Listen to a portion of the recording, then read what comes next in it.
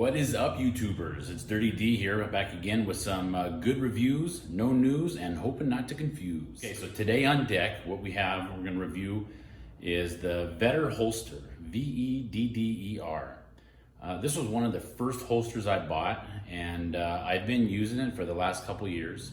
I do have a couple other holsters that I have been putting into circulation, but I kind of keep going back to this one. I have some really nice custom leather ones, which I will be doing a review on later, that are phenomenal, but that's not what we're here to talk about. Today, we're here to talk about the Vedder Kydex holster, okay? So let's get to it. As you know, we always start with the good. So the good on these things, they have great retention. They're adjustable. The retention is adjustable. Your ride height is adjustable. There's 3 different settings you can do, as well as your cant. You can adjust it, I think 30 degrees forward, 30 degrees backwards as well, just depending how you like your draw and what you're doing with it. They also have an option for a claw, which I'll show you here. And all that does is keep it pushed up against your belt, so it keeps the gun a little bit tighter onto your appendix or wherever you're carrying that. Just keeps it closer.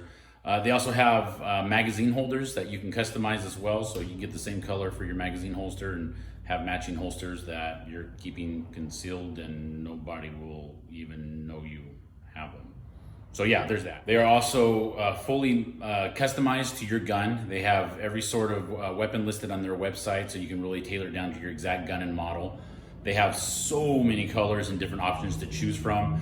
You kind of feel like you're Chris Tucker standing there in Rush Hour 2 at that Heaven on Earth massage parlor. Just amazing amount of options. They also have options for an RMR that will custom fit your gun as well, so it's perfectly molded for that as well. And they are also, the biggest one, they are made in the good old United States of America. The bad. Okay, the bad. They are a hard Kydex.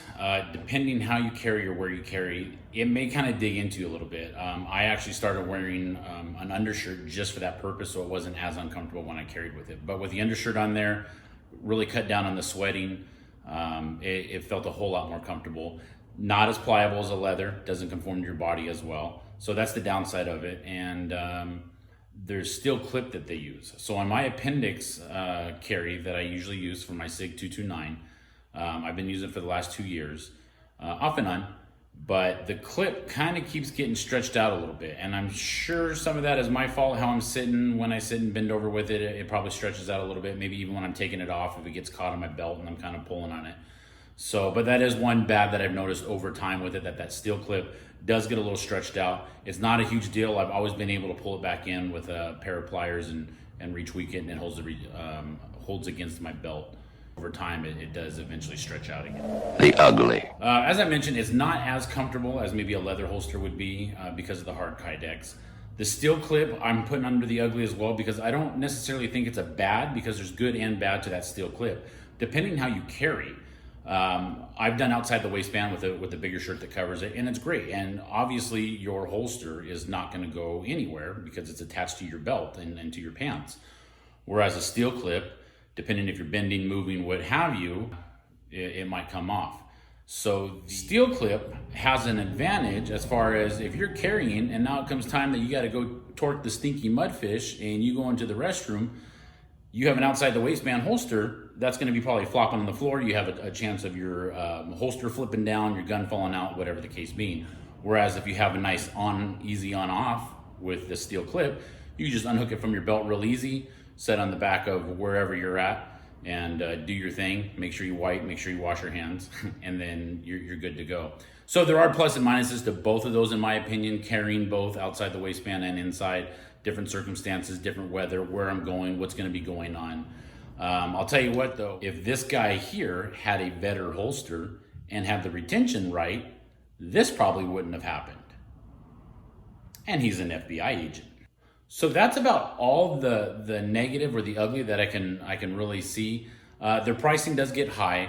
Some of their custom colors that you want to pick out, they're charging, $5, $10, $15 more for the color. If you want the claw to help it hold against your body even more, that's another $5. So without even having your holster, you're already $20 in, and their holsters are running about $60 anyway. So yeah, you can get up there to $75, $80 mark for a Kydex holster, but it does last. I practice with mine a lot. That's usually the one I'm using to practice my draws.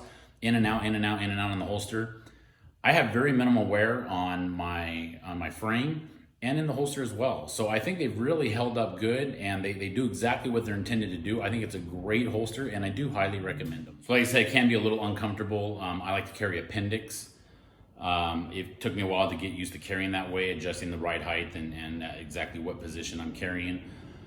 But I also suffer from the Dunlop syndrome. If you're not sure what that is, that's where your gut Dunlop past your belt. So I do have a little extra that I have to maneuver with, and it can be done. Their magazine holster was pretty uncomfortable for me. I tried it in the sides and the back, and it just wasn't worth it. I did find a better way of carrying my extra magazine, which I will show you in another review. So that's about all I have to say with it. Overall, I love this thing. I think it's well worth it. You got to back the companies that are doing all their work and making their stuff in good old US of A. So I give this one 2 thumbs up, and I highly recommend it. Hope you're able to give them a try, and send me your comments and questions, concerns. So don't forget to hit the like button and subscribe, and we'll see you in the next review, guys. Stay safe out there.